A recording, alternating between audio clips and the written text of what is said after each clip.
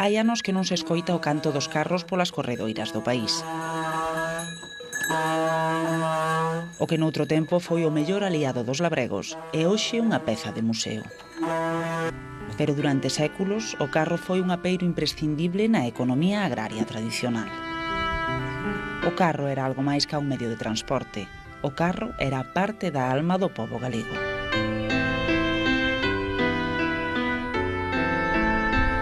Marelo tira con xeito e amodiño, que hai que andar moi o dereito co eixo do meu carriño.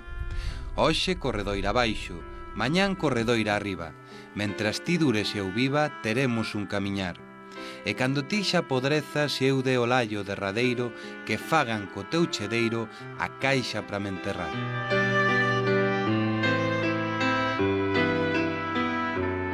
Moi pobre tiña que ser unha familia para non ter un carro. Para ir á erva, ao toxo, ás patacas ou ao centeo, o carro traballaba sen descanso para facer un pouco menos escrava a dura vida dos labregos. Daquelas non había establos, traíase moito toxo do monte, rozábase, e traíase toxos, traíase a leña para queimar, para facer o lume, e para facer de comer. E claro, despois sacabas o abono das cuadras con el, e claro, tamén se usaba para traer as patatas, pero eso xa era unha vez prácticamente no ano, non? E despois para ir coller, para o ganao, o primeiro non tanto, pero últimamente, cando foron medrando as explotacións, que non había tractores, tamén se iba a coller a erva ou a ferraia, tamén se levaba ao carro, aunque se feixara, enchíase o carro con X feixos, en unha explotación como tuvera, usábamoslo para todo. Levaban as vacas a comer, e levabas o carro, e traíamos xa a comida para lles dar a noite, para outro día a mañá no carro, iban xumidas e volvían co carro sempre.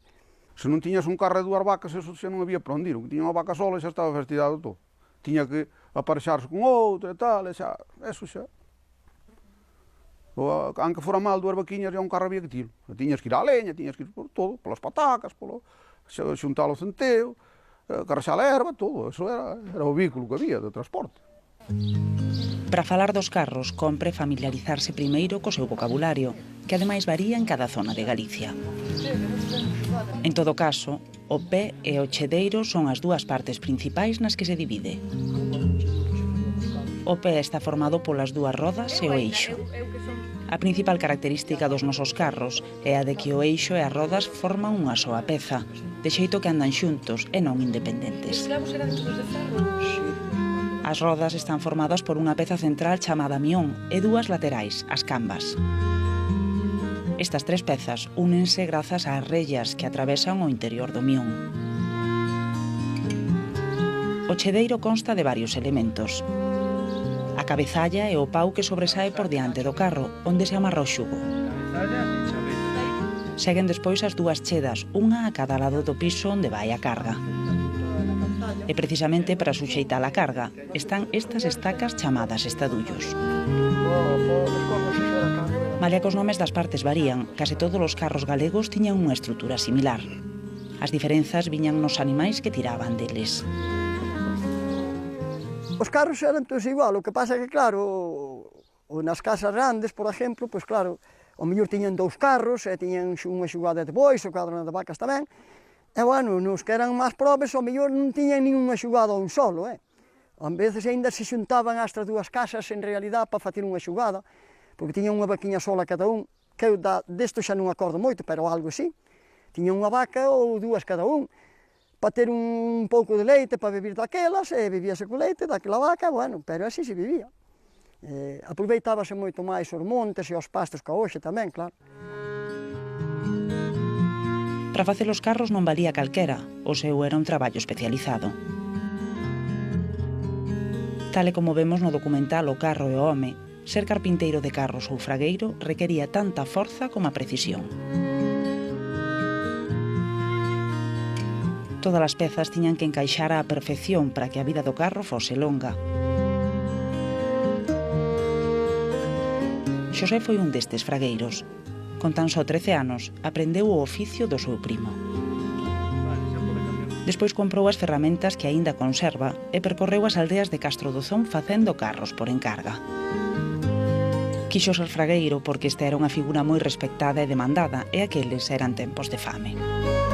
Normalmente, a maioría chamábanos á casa, e eles xa tiñan as madeiras, e chamábanos para ali, puñamos ali nunha cuadra ou nunha corta, así o taller, e facíamolo ali, dábanos a comida da mañá, da mediodía, da noite, traballábamos ali desde a mañá cedo, á rompida do día, hasta a postura do sol, hasta facelo, que non levaría, pois, 5 ou 6 días.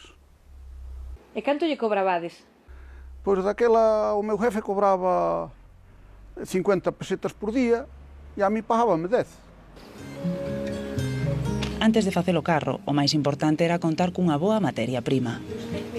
A madeira máis empregada era o carballo, pero non era a única. Pois o carro, o pé, estaba feito de unhas madeiras de carballo, as rodas e o eixe de vidro. De vidro ou freixo, pero aquí o freixo tamén escaseaba, normalmente de vidro. E a roda toda de carballo. Porque o carballo é moi duro e cumpría un carballo gordo para facer as pezas das rodas, que tiña que ser un carballo gordo e de moita edad. E ademais un carballo así que fora il retorcido de nós, que non, para que as pezas aguantaran. E o eixe por dun vidro non moi gordo, un pau de vidro así, pois eu que sei, dun diámetro de 20 centímetros. Xosé comezaba o seu traballo facendo as rodas. Era unha das pezas máis importantes do carro e non as facía calquera carpinteiro. Transformar a cerna do carballo nunha roda era un traballo de artesanía que recorda con especial cariño. Normalmente a primeira peza que se facía era o meón, que é o que vai no centro das cambas e onde vai o eixe enganchado, que sería a peza esta. Esta peza que compón desde aquí, isto sería o meón. Empezábamos de facer esta peza, facíamoslle aquí unhas caras, acabámoslle unha cara central, despois desde aquí xa partíamos, facíamos esta peza, e despois só tira esta peza cuadrada e en debida forma para furar, e marcábamosle, por aquí metíamoslle unhas pezas que leva para unir as cambas co meón, que le chaman as rellas. Isto tiña que ser unhas furas moi ben feitas, metíamoslle aquí unhas pezas de madeira, e despois empezábamos, facíamos a camba, e íbamos colocando todas as pezas. O ollal normalmente do eixe xa se lle facía a última hora, facíaselle esa cadra xa de ferrado, porque desde aquí partíamos o centro para arredondar a roda, clavámoslle a ferraxe metíamos, arrimábamos así a unha parede como esta, facíamoslle así un burato á altura da roda, metíamos unha palanca para ir doblando a ferraxe, adaptando que a ferraxe viña prácticamente direita. As ferramentas convertíanse en prolongacións das mans. Para que o traballo saíse ben, afiábanas cunha pedra e engraxábanas con unto. Cando era aprendiz, tiña pouco máis ca unha serra, un metro e un lápis. Aprendido o oficio, mercou o resto do material. As principales ferramentas era, indiscutible, unha machada. Isto xa había que tila. Despois tiñamos a anxola, para lle facer aquí unhas caras, para empezar tal. Tiñamos aquí 2 codales, para desempenar o meón, que llos puñamos un aquí e outro aquí, para desempenar, que quedara desempenado, para partir despois desde estas 2 caras para facer aquí o canto. Despois tiñamos estas plantillas, que xa ten a medida do meón, para marcábamos aí encima do meón, para facer o meón. E despois a camba, como o meón xa tiñamos feito, a camba estaba en bruto, a camba puñámoslle así unha vara ao meón, e marcábamos para desbastar a camba. E despois tiñamos para furar unhas trenchas destas grandes, que usábamos co macico este, para facer a fura, o trado. Primeiro furábamos co trado, pasábamos co trado a fura, para que pudera funcionar.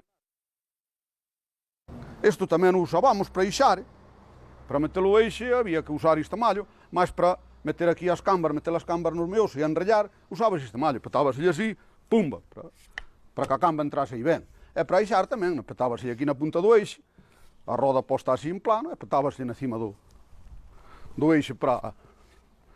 A vida do carro era longa, pero a de determinadas pezas como o eixo era máis limitada. Os carpinteiros tamén se encargaban de facer o mantemento dos carros e cambiar as pezas. Se llo pedían, tamén podían conseguir que o carro cantase con máis intensidade. Isto era porque gastábase, aquí o eixe iba gastando, tamén o eixe así que se gastaba, había que volver a ixar. O eixe duraba 2, 3 anos, depende do quando era, pero é da ansia que tuveran de engrasar. E que había que facer para que o carro cantase? Pois para que cantase había que lle apertar as leitoiras e non untar. Apertarlle as leitoiras estas que sudan no eixe, apertarlles contra arriba con unha machada, pero dáballe moito máis mal tirar as vacas. O carro cantaba, pero as vacas se sudaban a tirar por il. Os arados, os xugos e outros apeiros de labranza tampouco tiñan segredos pros fragueiros.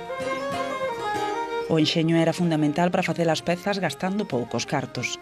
Escoiten senón como se fabricaba o loro, a peza que unía o xugo coa cabezalla do carro.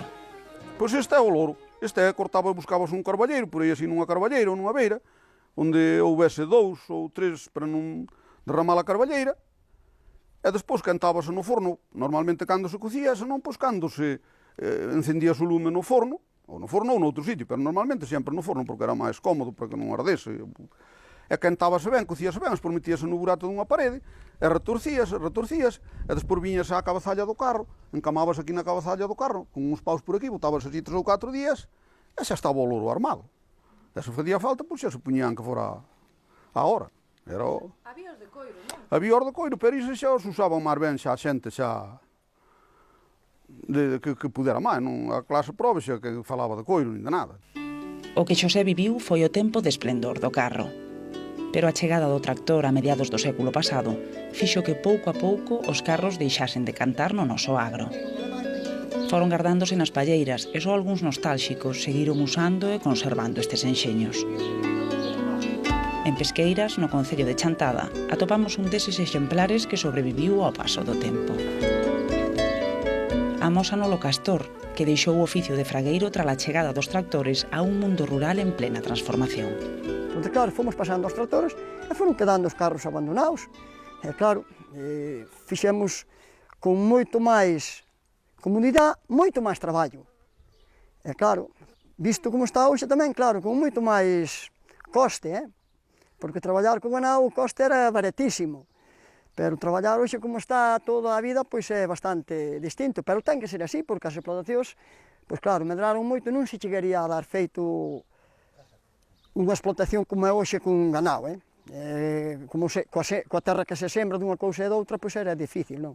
E claro, daquelas había muchísimo máis xente para traballar, e claro, co ganado, pois como había moita xente, dábase traballado máis, porque eran moitos a traballar, pero agora quedamos 3 ou 4 en cada parroquia.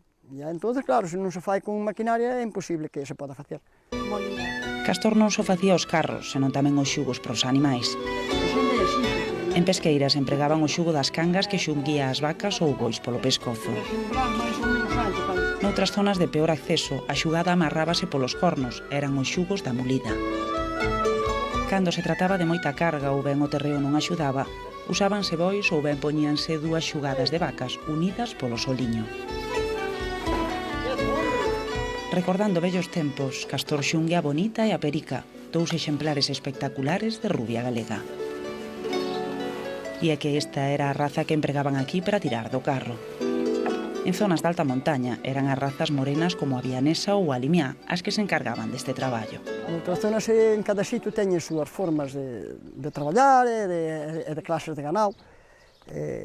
Na zona de montaña solían facerse vacas máis ligeras, non sabes? Como esas vacas que hai morenas, como vedes, son vacas de moito menos peso. E para andar por sitios pendientes, ao mellor, eranlles máis adaptables. Estas vacas son animales de moito máis peso. Entón, claro, se teñen que andar moito por as montañas, pois non é o mismo, non? Son menos ligeras peso. E, pois, claro, en cada sitio teñen súa clase de vacas. E usan as que teñen, claro. Non sei, aquí o que máis había era deso. Prácticamente podía haber algún cruce, pero cando eu me criei na outra zona Orai Frisón, pero antes era todo isto, rubio gallego. Son moi poucas as casas onde aínda gardan o carro, e menos as que andan con el. Aínda que só sexa para facer esta grabación, a parroquia de Pesqueira volve escoitar o seu canto. É o eco dun tempo non tan lonxe no que o home transportaba todo o que lle daba a terra sobre o chedeiro do seu carro. E o carro segue traballando deica morrer.